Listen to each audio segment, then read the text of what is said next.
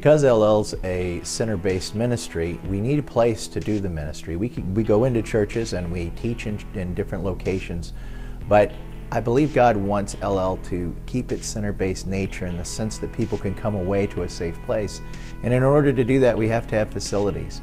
The Lord's blessed us with a piece of land that we've had now for 10 years, but we need to free it of the financial encumbrances that it has, the mortgage that it has on it, before we can move forward with building on it.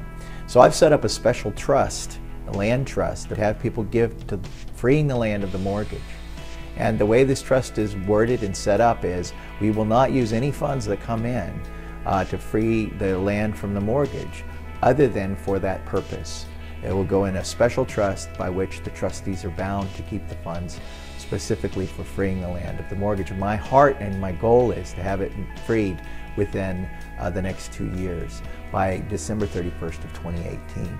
I really encourage you to consider whether the Lord would have you to have a part in freeing the land of this burden, this financial burden, so that we can move forward, because we've got great plans. These plans involve putting up a beautiful building that will accommodate up to 200 people in hotel-like space in the upper levels, and then the lower levels is where we can do ministry. We could carry on two conferences at the same time if we needed to, schools of ministry and so forth, as well as doing ministry for people. Right now we're meeting in offices and in outside, and the Lord's blessed us with the good weather here in Florida, but we need space to do this and places that are conducive to doing the ministry. This land, when people come onto it, they say, the presence of the Lord is here.